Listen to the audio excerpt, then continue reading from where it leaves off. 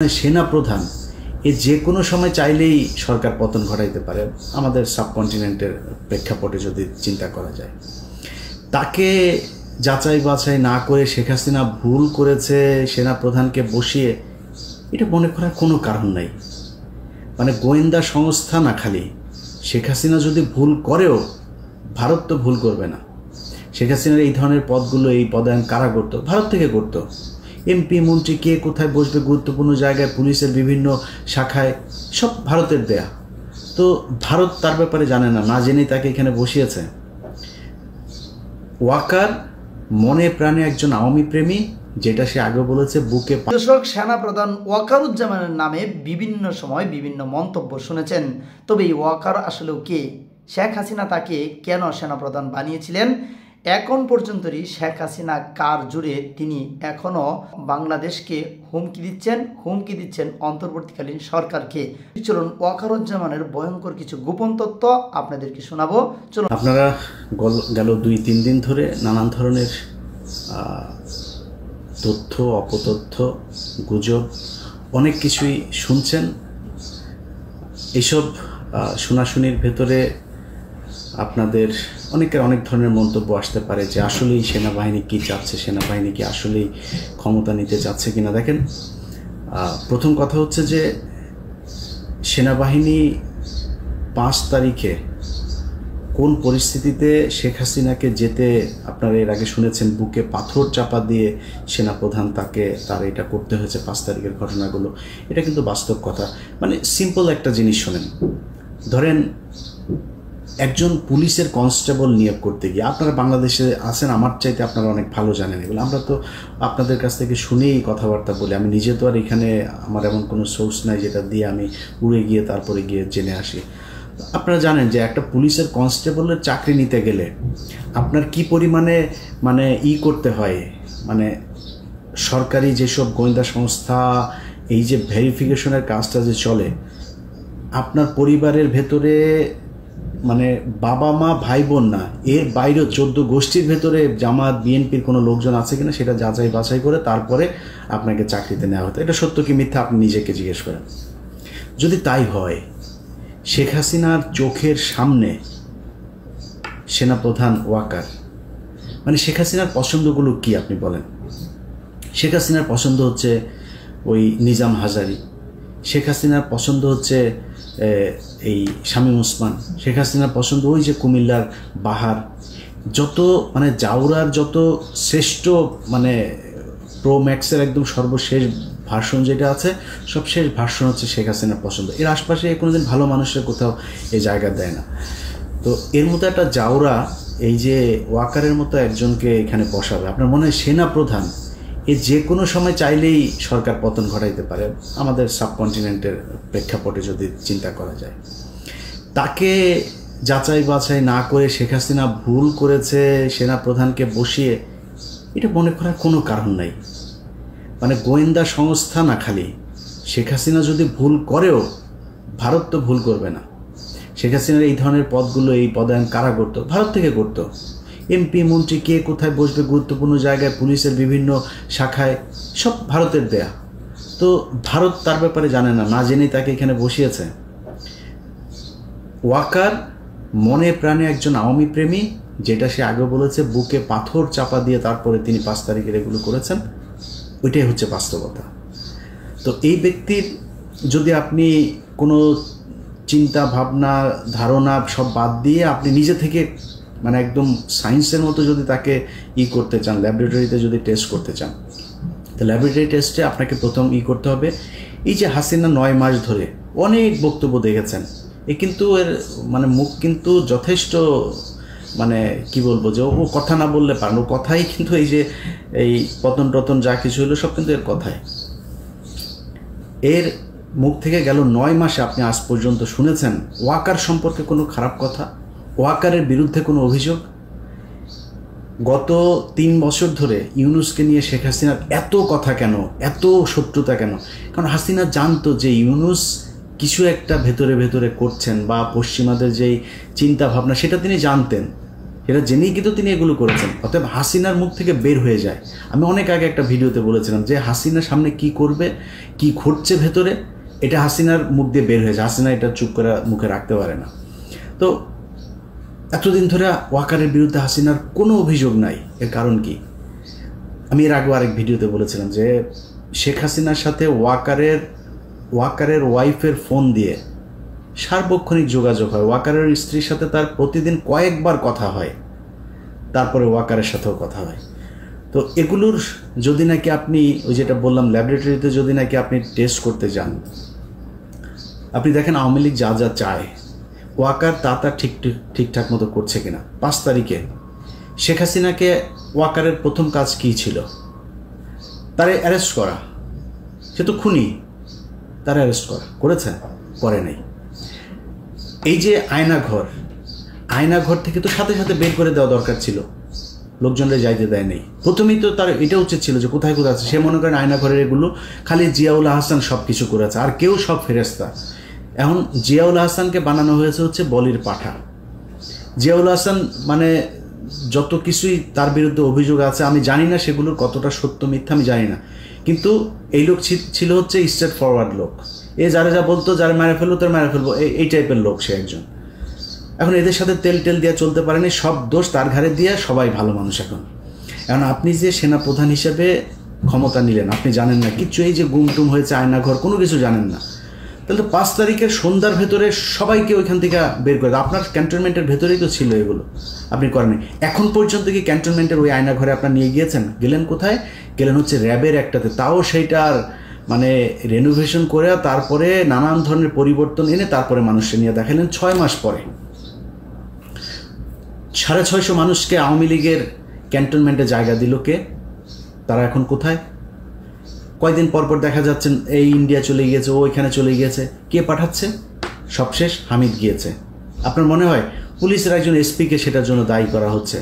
এমনকি এসবির যে প্রধান, তার দায় আছে, অবশ্যই তার দায় আছে। সে এসবির প্রধান, নো ডাউট যে সে কখনোই আওয়ামীপন্থী লোক না, সে আওয়ামী লীগের দ্বারা নির্যাতিত লোক, কোনো সমস্যা নেই, কিন্তু তিনি এই দায় এড়াইতে পারবেন না। বাট যদি সব কিছুর উপরেই করা হয়, এখানে 100% আর্মি জড়িত। আর্মিকে বাইপাস করে, আর যদি আরেকজন করতে চায় সেটাও ডক্টর ইউনুস, কিন্তু আর্মিকে বাইপাস করে না, তাদের সমর্থন নিয়ে তারপরে করতে হবে। সো এই ঘটনার সাথে আর্মি জড়িত। এখন পর্যন্ত ধারাবাহিকভাবে মমতাজকে ধানমন্ডি থেকে গ্রেপ্তার করা হয়। আচ্ছা আপনি বলেন এই দেশটা টিকবে কেমনে? আমারে বলেন। ধানমন্ডির মতো জায়গায় মমতাজ এতদিন ধরে পালায়া ছিল, তো এই দেশের পুলিশ করে কি? ডিজিএফআই করে কি? এনএসআই করে কি? গোয়েন্দা সংস্থা কি করে? আপনি এই দেশ কেমনে টিকাবেন? এই যদি হয় গোয়েন্দাদের অবস্থা, তাহলে আপনি এই মানে ভবিষ্যতে যে আরও বড় ধরনের কোনো ঘটনা ঘটবে না, সেটা আপনি সামলাবেন কেমনে? পারবেন না সামলাইতে। তারপরে কি করলো? হাসিনার বাড়ি ভাঙবে পোলাপান। ওটা তো বাকশালের আতুর ঘর, ওইখানে বসে এই দেশের যত অপকর্ম সব হয়েছে। এই দুর্নীতি থেকে শুরু করে এই পর্যন্ত এই বাংলাদেশের যত অবক্ষয়, ভারতের যত যোগসাজশ, ভারতকে এই দেশে কাজ করতে দেওয়ার যত কিছু, সব ওই ঘরে বসে হয়েছে। ওইটার পাবলিক টয়লেট বানানো উচিত একদম, মানে লিটারালি। এটার এরকম না যে মানে মানুষ যায় এখন তো হিসু করে, এইভাবে না, বানাই দিতে হবে। পুরুষ মহিলার আলাদা করে ওখানে বাথরুম বানাইতে হবে, এবং লিখে দিতে হবে বাথরুমের ওইখানে সামনে বড় করে ব্যানার থাকতে হবে, একটু হেগে যান, এটা এই জায়গা হইতে হবে। প্রচণ্ড ঘৃণার একটা স্থান হওয়া দরকার। ওইটা মানুষ ভাঙতে চেয়েছে, জনগণ চেয়েছে, সেনাবাহিনী যায় বাধা দেয়। সেনাবাহিনীর কাজ কি? এদেরকেই করা নাকি? এদের আপনার বাধা দিতে যাইতে বললো কে? এরপরে বাংলাদেশে যত ধরনের 2 দিন পর এই যে আমি টেলিভিশন পত্রিকার নাম ধরে বলছি না, ডিজিএফআই থেকে নোট দেওয়া হয়, এটা মাঝখানে বন্ধ ছিল, এই গত কয়েক মাস ধরে আবার শুরু হয়েছে। নোট দেওয়া হয়, এইভাবে নিউজ ছাপতে হবে, ছাপছেন। কীভাবে আপনার এই যে ধর্ষণ চারিদিকে চলছে, এই ধর্ষণগুলোকে আপনার মানে দেখে মনে হয় কি বাংলাদেশের জীবনে কোনোদিন ধর্ষণ হয় না, এমনভাবে এটাকে প্লেস করা হচ্ছে যে বাংলাদেশে ধর্ষণে ছেয়ে গিয়েছে। এই দেশে ধর্ষণের জন্য মানে যে কোনো সময় সরকার পতনের আন্দোলন হইতে হবে, এমন একটা পরিস্থিতি তৈরি করা হচ্ছে। এই যে ঢাকা বিশ্ববিদ্যালয়ে খুন হয়েছে না, আমার কাছে এই আসামি যে 3 জন আটক করা হয়েছে, ওদের আদালতে যাওয়ার পর ওদের রেকর্ড আমার কাছে আছে। সে রেকর্ডের মধ্যে তারা মানে স্পষ্ট বলছেন তারা ওইখানে গিয়েছিল, যাওয়ার পরে তাদের সাথে মোটর সাইকেল নিয়ে একটা পক্ষের সাথে গ্যাঞ্জাম হয়েছে। সেই আসল গ্যাঞ্জাম হচ্ছিল আরেক জায়গায়, তাদের সাথে গ্যাঞ্জাম হচ্ছে হওয়ার এই মাঝখানে তাদেরকে ধরে ওই ঢাকা বিশ্ববিদ্যালয়ের কিছু স্টুডেন্ট তাদের সাথে বাকবিতণ্ডার এক পর্যায়ে আপনার মারধর করে। তাদেরকে পুলিশ আসার পর তারা বললো যে তোমরা হসপিটালে যাও। তারা হসপিটালে গিয়েছে চিকিৎসা আনতে, নিজে থেকে, পুলিশ নিয়ে যায়নি। একটু পরে পুলিশ ফোন দিয়েছে আপনারা কোথায়? এইখানে। আচ্ছা ঠিক আছে, দাঁড়াও আমরা আসতেছি। কি তাদেরকে ধরে নিয়ে এসে খুনের আসামি তারা। এখন আসল ঘটনাটা তাহলে কারা ঘটাইলো, এটা তো তাহলে আমাদের বের করা উচিত। কেন বের হচ্ছে না, কেন ঘটছে এগুলোর সাথে গোয়েন্দা সংস্থা জড়িত। তাদের মূল টার্গেট হচ্ছে যেন তেনভাবে বুঝাইয়া দেওয়া যে ইউনূসের এই সরকার হচ্ছে প্রচণ্ড খারাপ একটা সরকার এবং এদেরকে দিয়া এই দেশে চলবে না। দিন যত যাচ্ছে তত বুঝাইতে চাচ্ছে যে আরেকটা কিছু দরকার। আরেকটা কি? সেটা হচ্ছে সেনাবাহিনী। আজ থেকে প্রায় 3 মাস আগে কনক সারোয়ার উনি ওনার একটা ভিডিও বানিয়েছিল, ওনারে ধুয়ে দিয়েছেন আমাকে অনেকে ফোন করেছে, ভাই কনক ভাই তো ওই সেনাবাহিনীকে উস্কাচ্ছে। ভাই আপনাদের কাছে মনে হইতে পারে যে আমরা বোধহয় কোনো পক্ষকে বোধহয় মানে এই দেশকে মনে হয় রাজনীতি শূন্য করতে চাই, রাজনীতিবিদদের হাতে মনে হয় দেশ যাক, সেটা আমরা চাই না। আমরা চাই হচ্ছে গিয়ে এই দেশের এই তৃতীয় পক্ষ শক্তি এসে তারপর এই দেশ নিয়ে নেক। এত কিছু মনে করার কিছু নাই ভাই। আপনি যদি মনে করেন যে আমরা বিক্রি হয়ে যাইতে পারি, এখনও কারোর অত টাকা হয় নাই যত টাকা আওয়ামী লীগের ছিল, বিক্রি হওয়ার সুযোগ ছিল। তো কুরবানির আগে যেহেতু হই নাই, কুরবানির পরে বিক্রি হওয়ার কোনো কিছু নাই। ওই দাম আগের দাম আর এখন পাওয়া যাবে না। সো এটা মনে করেন না, যদি কিছু বলে থাকি না, যেটা বলি সেটা আপনাদের ভালোর জন্য বলি। আপনারা শুধু একটা জিনিস মাথায় রেখেন, এই সেনাপ্রধান সুযোগ খুঁজছেন, শুধু কোনো না কোনোভাবে সেই করা, শুধু পারছেন না একমাত্র ইউনূসের ধাক্কার কারণে। ইউনূসের সাথে ওনারা সামলায় উঠতে পারছে না। বাট আপনাদেরকে এই বুদ্ধি কে দেয় আমি জানি না। আমি ভাই খুব ছোট মানুষ, খুব অল্প বুঝি। আমার বুঝে যেটা মনে হয়, অনেককে অনেকভাবে বোঝানো হয়েছে যে চুপ্পুকে সরাইলে নাকি দেশ নাকি কিভাবে নাকি কি হয়ে যাবে। আরে ভাই আপনি হাসিনারে সরিয়ে দিয়েছেন প্রধানমন্ত্রী, তো আপনি মানেন আর না মানেন, সে তো ওই দেশের প্রধানমন্ত্রী হয়েই ছিল। এখন প্রধানমন্ত্রী যদি নাকি অবৈধ হয়, তার ওটা যদি আপনি না মানেন, তো রাষ্ট্রপতি কোত্থেকে আসলো? ওই সংসদ থেকেই হয় নাই রাষ্ট্রপতিটা? ওই সংসদ আপনি মানেন না। আপনি এই যে ইশরাককে আপনি বানাইতে দিচ্ছেন না। অনেকেই ফতোয়া দিচ্ছেন যে ইশরাককে বানানো যাবে না। কেন? কারণ হচ্ছে ইশরাক ওইটা যদি দেয় তাহলে তো ইশরাককে আবার আমাদের ওই নির্বাচনটা মেনে নেওয়া হবে। আর ভাই ইশরাককে নির্বাচন আপনার ওইটা দিতে বলছে কে? ইশরাককে তো মানুষ নামই দিয়েছে জনতার মেয়র, ও এমনিতে যায় বসবে। ওরা আপনার ওই নির্বাচনের হিসাবে দেওয়ার দরকার। অনেক জায়গায় বসাচ্ছেন না লোকজন, আপনি রিটায়ার্ড পুলিশের লোককে আইনে পুলিশের আইজিপি বানাচ্ছেন, কমিশনার বানাচ্ছেন। আর ইশরাকের মতো একজন মানুষকে, আপনি এত জনপ্রিয় একজন মানুষকে আপনি দিচ্ছেন না, আপনার সিটি কর্পোরেশনের মেয়র হইতে দিচ্ছেন না। তো এইসব মানে বানায় নিজেদের ভেতরেই করে। বিএনপি জামাতের ভিতরে বিশাল ফাটল।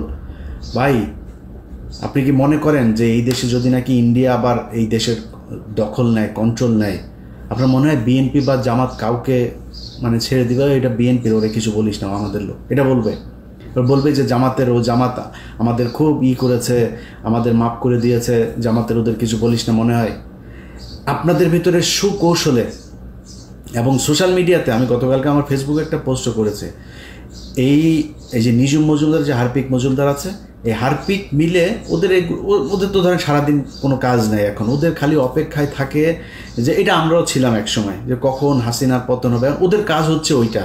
বাট আমাদের সাথে যেই জনসমর্থনটা ছিল, ওদের সাথে সেই সমর্থনটা নাই। পার্থক্য শুধু এই জায়গাটাতে। ওরা করছে কি, বিএনপির নামে আইডি খুলছে, অমুক উপজেলা যুবদল, অমুক জেলা ছাত্রদল, এভাবে খোলা। বিএনপির আবার শিবিরের নামেও খুলছে একইভাবে। বিএনপিকে দিয়ে বলাচ্ছে শিবিরকে, জামাতকে, আবার জামাতকে দিয়ে খালেদা জিয়াকে নিয়েও খুব বিশ্রী ভাষায় কথাবার্তা বলাচ্ছে। বিএনপির লোকজন খেপছে। এই যে দুই পক্ষের মধ্যে মুখোমুখি দাঁড় করিয়ে দেওয়া হয়েছে, দাঁড় করিয়ে দিয়ে বোঝানো হচ্ছে যে তোমাদের জন্য বিএনপির চাইতে আওয়ামী লীগ বেটার একটা প্রতিপক্ষ। আবার বিএনপিকেও বোঝানো হচ্ছে যে তোমাদের জন্য জামাতের চাইতে আওয়ামী লীগ অনেক ভালো, বেটার প্রতিপক্ষ, কারণ জামাত আসলে জামাতের অনেক বেশি জনপ্রিয়তা লাভ করবে, তাদের কাছ থেকে তোমরা কখনো ভোটে জিততে পারবে না। এই যে জিনিসগুলো বুঝায়া যা যা করা হচ্ছে সব গোয়েন্দা সংস্থার খেলা, এবং এই গোয়েন্দা সংস্থা কন্ট্রোল হচ্ছে কোত্থেকে? ভারত থেকে। তো যে বিষয়টা নিয়ে ভিডিওটা আজকে করতে এসেছি ভাই, সিম্পল, শুধু নিজে নিজে হিসাব মিলান। বিডিআর হত্যাকাণ্ড এই দেশের প্রধান, এই বাংলাদেশকে 15 বছর যে আপনার কন্ট্রোল করলো ভারত, সেটার প্রধান দরজা ছিল হচ্ছে পিলখানা হত্যাকাণ্ড। এই পিলখানা হত্যাকাণ্ডের বিচার কে হইতে দিচ্ছে না? সেনাপ্রধান হইতে দিচ্ছে না। প্রথম আলো এই দেশের জঙ্গি নাটকের মূল হোতা, সেই প্রথম আলোর সামনে লোকজন গেল জিয়াফত করতে, ওর অফিস ভাঙতেও জানে, কারোর ধাক্কাও নেই, অফিসে গায়েও হাত দেয়নি। আর্মি সরাসরি চলে গেল, পুলিশের আগে আর্মি সেখানে যায় লোকজনের মারলো। একটা ছেলেকে প্রথম আলোর নিচে নিয়ে সেনাবাহিনীর পোশাক পরা লোকজন সেখানে তাকে মারলো। এইসব ঘটনাগুলো কি আপনারা ফালাইতে পারেন না কিছু? আপনারা দেশে এই রাজনীতি মারাইতে আসছেন। আর বেটা ইতে যা, ওই পার্বত্য চট্টগ্রামে যা, পার্বত্য চট্টগ্রাম নাই হয়ে গিয়েছে।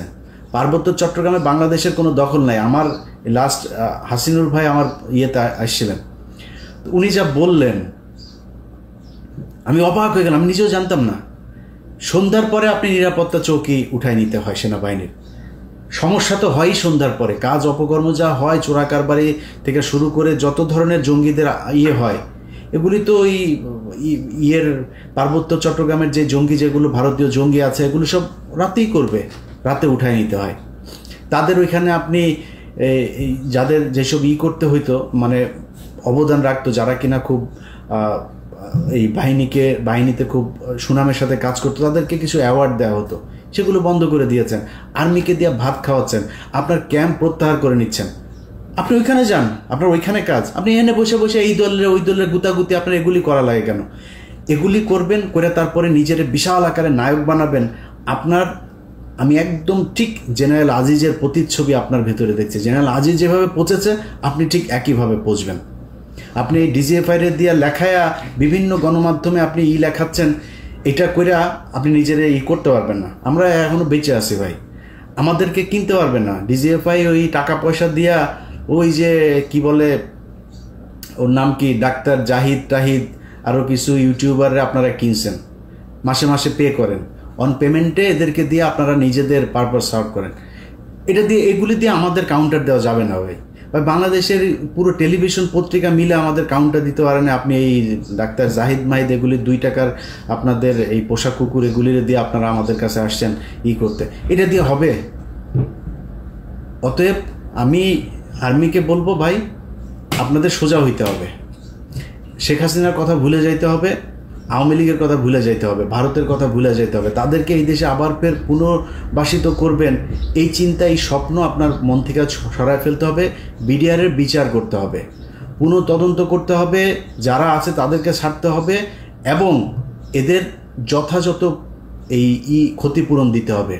এই যে পরিবারগুলোকে ধ্বংস করা হয়েছে, এগুলোর ক্ষতিপূরণ দিতে হবে। সেনাবাহিনীর যারা যারা এর সাথে জড়িত ছিল তাদের সবাইকে গ্রেপ্তার করতে হবে। ওই ঘরবন্দি, নজরবন্দি, ক্যান্টনমেন্টের ভেতরে আপনাদের আলাদা সেলের মধ্যে রাখা, এইসব ধনফোন বুঝায় পাবলিকের লাভ নাই। এদেরকে গ্রেপ্তার করতে হবে এবং সাধারণ আইনে গ্রেপ্তার দেখাইতে হবে, বিচারের মুখোমুখি করাইতে হবে। আপনারা এইখান থেকে বের হইতে পারবেন। আমি অন্তত বেঁচে থাকা অবস্থায় আপনি বিডিআরের এটারে নিয়ে মানুষকে যা তা বুঝায় তারপরে আপনি বেঁচে যাবেন, ভারতকে বাঁচাবেন, আওয়ামী লীগকে বাঁচাবেন, আর্মির এইসব কালপিটদের বাঁচাবেন, এটা সম্ভব না। এটা এদেশে হইতে দেওয়া হবে না।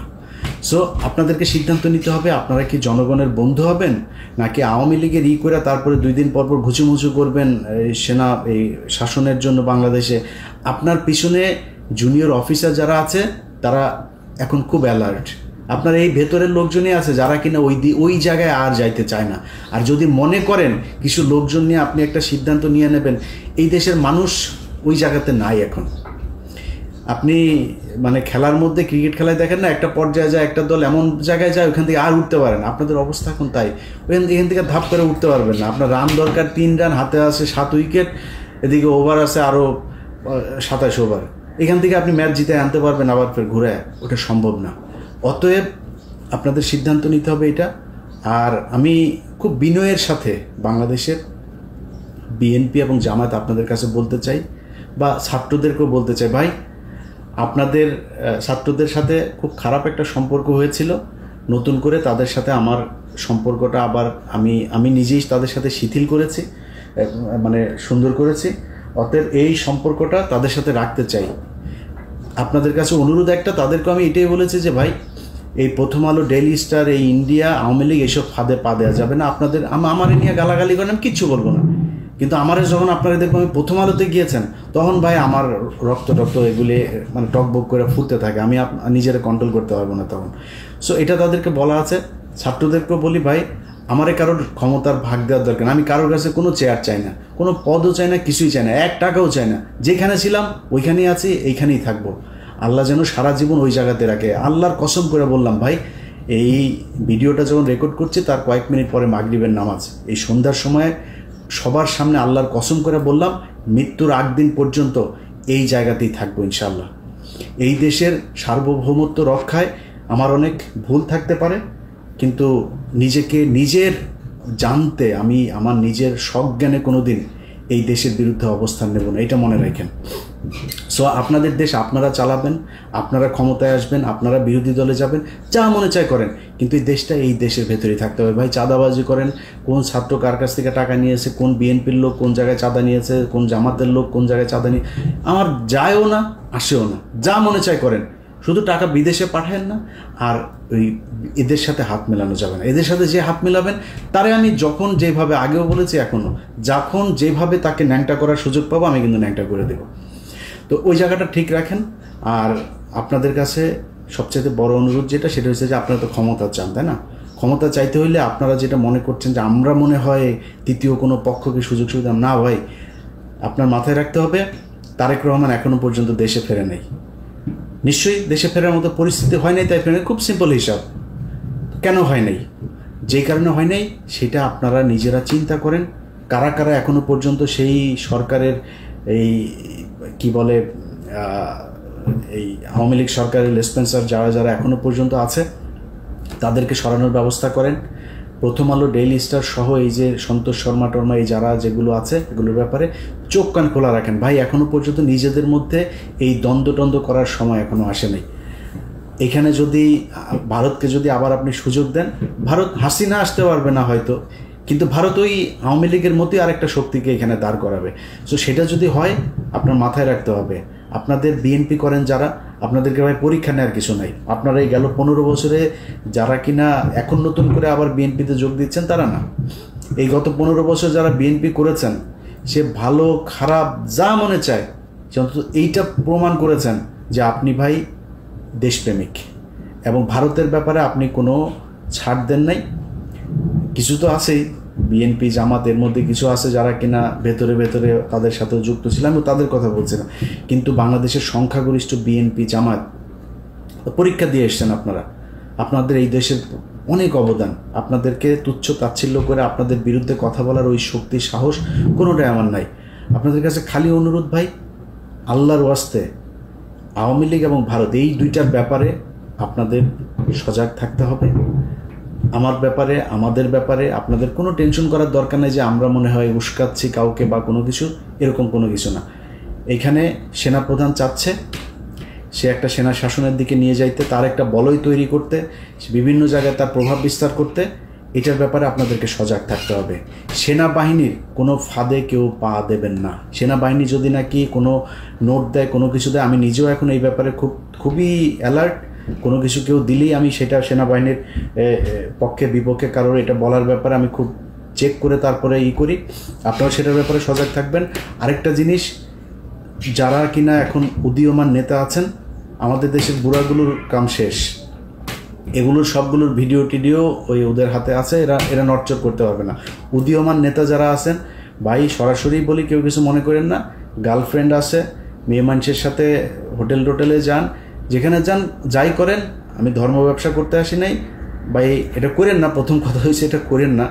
যদি করেন খুব সাবধানে, কার সাথে কথা বলেন সেগুলি খুব সাবধানে, কার কাছ থেকে টাকা নিচ্ছেন খুব সাবধানে, খুব হিসাব করে এগুলো করেন, কারণ আপনার এইটা দিয়ে আপনাকে বাধ্য করা হবে একটা কাজ করতে। আপনার যখন একটা ভিডিও থাকবে, আপনার যখন একটা অডিও থাকবে, আপনার টাকা লেনদেনের কোনো একটা ডকুমেন্টস থাকবে, তখন আপনাকে দিয়ে যে কোনো কাজ করাইতে তাদের সুবিধা হবে যে তোমার এটা ছাড়া দেবো, তাড়াতাড়ি এটা করো। সো ওই সুযোগটা আপনারা দিয়েন না। আমাদের উপরের যারা আছে সিনিয়র নেতা শেষ, সবার জীবন শেষ। এগুলো ইন্ডিয়ার কাছে ধরা, প্রথম আলোর কাছে ধরা। প্রথম আলোর যে এই যে মেরিল প্রথম আলো আছে না, এই যে নর্তকীদের এনে যে দেওয়া হয়, এই নর্তকীদের দিয়ে তারপরে টানা হয়, বড়শি দিয়ে তারপরে মাছ টানা হয়, টেনে এনে তারপরে বড়শির মধ্যে করে এগুলো দিয়ে সারা জীবন শিকার করা হয় চারিদিকে। সো এই নায়ক নায়িকা, গায়ক গায়িকা, সুন্দরী মডেল, তারপরে হঠাৎ করে বাসের মধ্যে পরিচয়, সিএনজিতে পরিচয়, ফোন করে ভাইয়া আপনার কাছে দেখেছিলাম, এসব থেকে খুব সাবধানে। এই থেকে যদি সাবধানে না থাকতে পারেন, আপনি জীবনে কোনো দিন এই দেশে রাজনীতি করে আপনার নিজের যে ইচ্ছা, আমার বিশ্বাস অনেক মানুষ আছে, ইভেন আসিফ নজরুলের কথা বলে, আসিফ নজরুল নিজেও দাঁড়াইতে পারে না শুধুমাত্র এই একটা কারণে, সেটা হচ্ছে মেয়ে মানুষের ভিডিও টিডিও এগুলো তার আছে। আমার বিশ্বাস যে আসিফ নজরুল এমন একটা মানুষ, সে কিন্তু সম্মান চায়, সম্মানিত হইতে সুন্দর করে কথা বলেন, তিনি পারেন না, ওই একটাই কারণ। অতএব উদীয়মান যারা আছেন তারা খুব সাবধানে, সামনের সময়গুলো ভাই খুব ক্রিটিক্যাল। প্রিয় দর্শক, এতক্ষণ শুনছিলেন সাংবাদিক ইলিয়াসের বক্তব্যটি এবং বুঝতে পেরেছেন সেনাপ্রধান ওয়াকারুজ্জামান আসলে কে এবং শেখ হাসিনা তাকে কেন ক্ষমতায় বসিয়েছিলেন এবং তিনি এখন পর্যন্তই কার হয়ে কাজ করে যাচ্ছেন। আমরা যা দেখছি তা কিন্তু অনেকটাই সত্য নয়, এর আড়ালে রয়েছে ভয়ঙ্কর সত্য এবং গোপন তথ্য। শেখ হাসিনাকে পুনর্বাসনের জন্য সেনাপ্রধান ওয়াকারুজ্জামান সব সময় কিন্তু চেষ্টা করে যাচ্ছেন এবং সাথে চুপও চেষ্টা করছেন। তবে এর সাফল্য না হওয়ার কারণ হলো এদেশের জনগণ তা মেনে নিচ্ছে না। তবে ওয়াকারুজ্জামান সহ্য করতে পারছে না, কিছু করার তার নিয় হাতে, কারণ জনগণকে তিনি চাইলেই কিছু একটা ভুলভাল বুঝে করতে পারছে না। কারণ তবে যে কোনো সময় সেনা অভ্যুত্থান হতে পারে এবং সেনা প্রধান ওয়াকারুজ্জামান দেশের ক্ষমতা নিতে পারে। এ বিষয় নিয়ে আমাদের সতর্ক থাকা দরকার।